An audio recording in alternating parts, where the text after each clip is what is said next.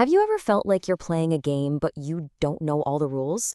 Well, our sources today make a pretty wild claim that the entire financial and legal system we live in operates on a set of hidden rules and, get this, a secret language. The theory is that this knowledge is kept from us on purpose. So, what are these supposed rules? Let's jump in and see what they're all about. You know, a lot of the time, people only start questioning the system when something goes wrong. A notice like this, a foreclosure, that can be a real wake-up call. It pushes people to start digging for answers they can't find in the usual places. According to our sources, it's exactly this kind of crisis that can crack open the door to a totally different way of understanding how the world works. And that leads to the really big question our sources are asking. What if everything, the contracts you sign, the court cases, the bills you get in the mail, what if it's all governed by a hidden framework, one that's right there in front of us, but written in a language we were never taught to read? That's the core idea we're going to unpack right now. So here's our roadmap. First, we're going to look at this claim that the rules of the game have changed inside our courts. Then we'll dive into a really mind-bending idea that your mortgage isn't actually a loan. From there, we'll get into the power of words, this concept of word fraud, and then we'll see how people are trying to use these hidden rules to their advantage. And finally, we'll zoom out and look at the bigger picture this all paints. Okay, let's start with the courts.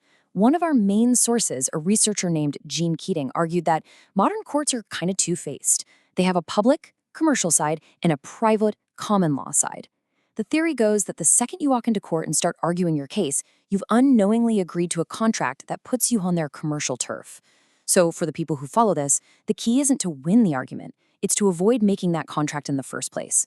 Now here's where it gets really interesting, especially with your money. Keating's biggest argument is that a mortgage isn't what we all think it is. He says that the promissory note you sign, that promise to pay back the bank, isn't just a simple loan. Under the Uniform Commercial Code, the UCC, it's something else entirely.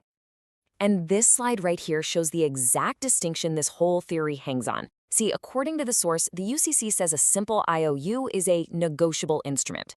And this is the key part, they point out that any note that takes more than 9 months to mature, like say a 30-year mortgage, well, that's legally defined as a security. And they argue that one little reclassification changes absolutely everything. So here's the huge leap in logic. If your mortgage note is a security, you're not a borrower anymore.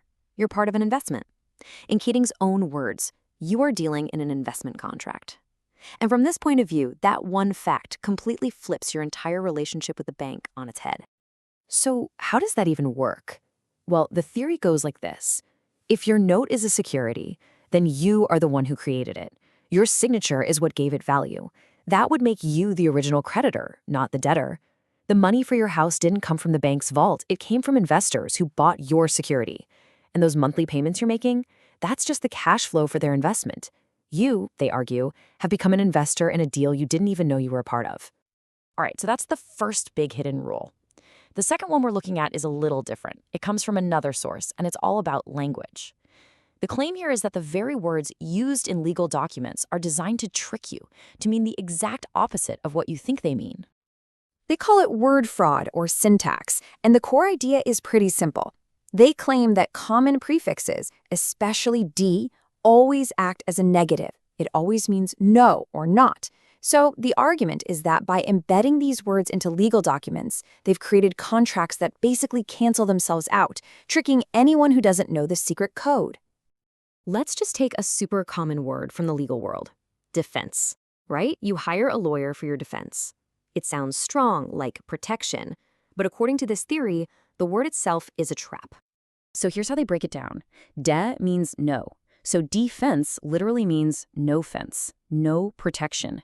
The argument is that when you agree to a defense, you're unknowingly agreeing to have zero protection in court.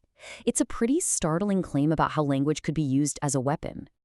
And this logic, they apply it everywhere. A declaration becomes no contract. To describe something is to not explain it. A tax deduction becomes no taking. And here's the craziest one, to defraud someone is to commit no fraud. According to its followers, this pattern isn't an accident, it's intentional. So, okay, if these are the so-called hidden rules, how do people actually try to use them? Because the sources don't just talk theory. They lay out specific actions and remedies that are designed to challenge the system using its own playbook. So, how do you use that mortgage theory in the real world? Keating said you can file something called an adverse claim. It's basically a legal notice where you say, hey, since I'm the creditor who created this valuable asset, my promissory note, I have a right to the money it generates, and it's illegal for anyone else to control it without my permission. Another tool they talk about is called conditional acceptance.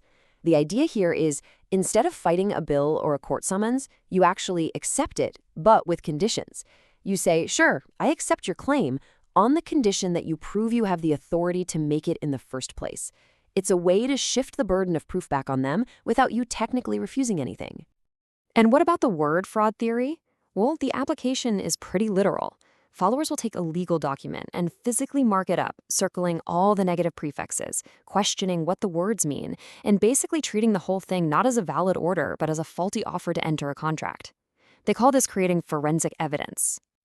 When you put all these different pieces together, you realize it's not just a handful of legal tricks. What our sources are really presenting is a completely different worldview. It's a fundamental reimagining of our entire relationship with the government, the courts, and the banks. So let's just boil it down to the key takeaways. From this worldview, every single transaction, from a traffic ticket to a utility bill, is just an offer to make a contract. The individual, you, are the real creditor whose signature creates all the value. Because of that, you should always challenge jurisdiction and authority. And you have to assume that the language being used against you might be a deliberate trap. In one of the source audios, a caller used this quote, and it just perfectly captures the belief at the heart of all this. The idea isn't just that this is some interesting theory, it's that this is vital, powerful knowledge that's been hidden from us, and that our ignorance is the main thing keeping the system in place. Which really leaves us with one last, big, provocative question. If this worldview is correct, if every single thing is just an offer to enter a contract, what would actually happen if someone learned all the rules and simply and peacefully refused to play the game? That's the question these sources leave you with.